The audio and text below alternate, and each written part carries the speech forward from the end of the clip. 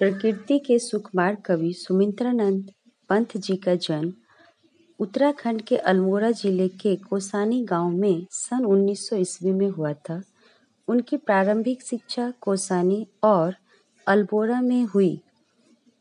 उनकी रचित कविताओं में से आज हम जन्मभूमि कविता के बारे में यहाँ पे चर्चा करेंगे। जन्मभूमि काव्य में जन्मभूमि का महत्व बताते हुए पंत जी ने प्रकृति का गौरव गान किया है। भारत का वैभवशाली इतिहास, प्रकृति, महापुरुषों का वर्णन किया है। हमारे नारी रत्नों की बात बताते हुए पंत जी ने वसुधैव कुटुंबकम की भावना साकार की है। ये कविता का गान करते हैं।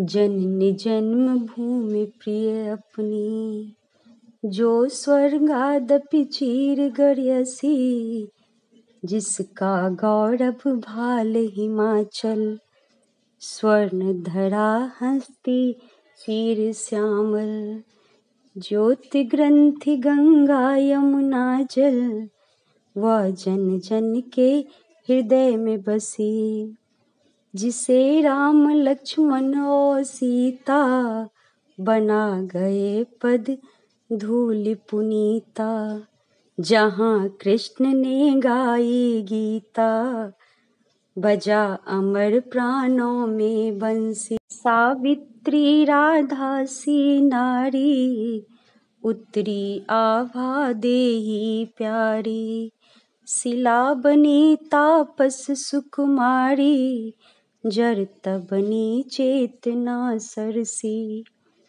शांति निकेतन जहाँ तपोवन, ध्यानावस्थी हो ऋषि मुनिगण, चिद नभ में करती थी विचरण, जहाँ सत्य की किरण बसी।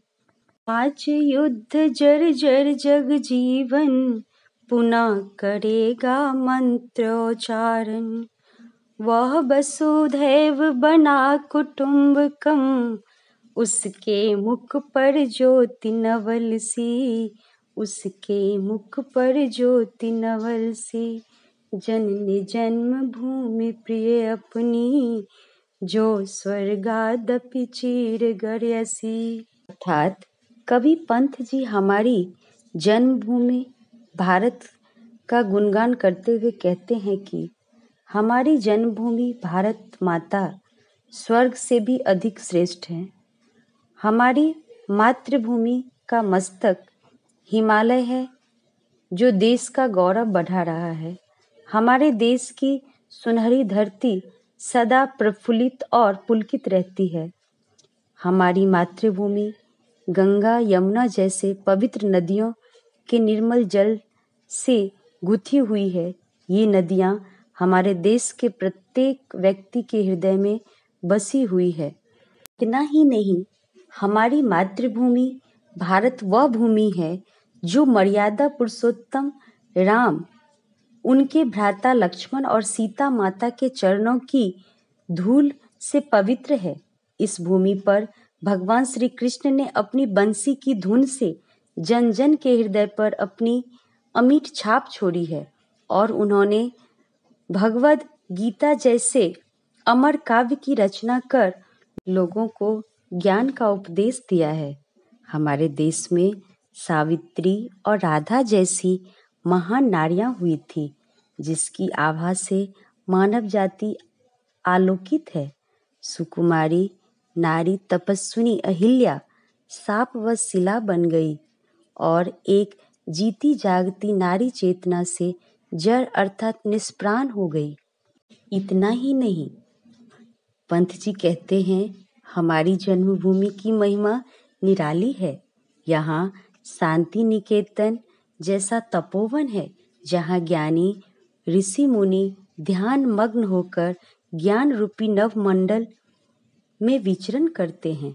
हमारा देश सत्य के प्रकाश से आलोकित है, अर्थात सत्य का बोलवाला है।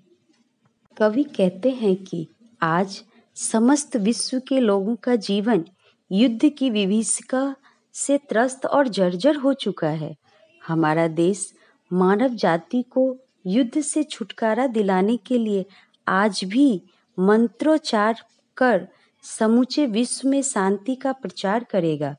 वह पृथ्वी पर रहने वाले सभी लोगों को एक साथ मिलजुल कर रहने वाले एक विश्व परिवार की भावना का प्रचारक बन गया है।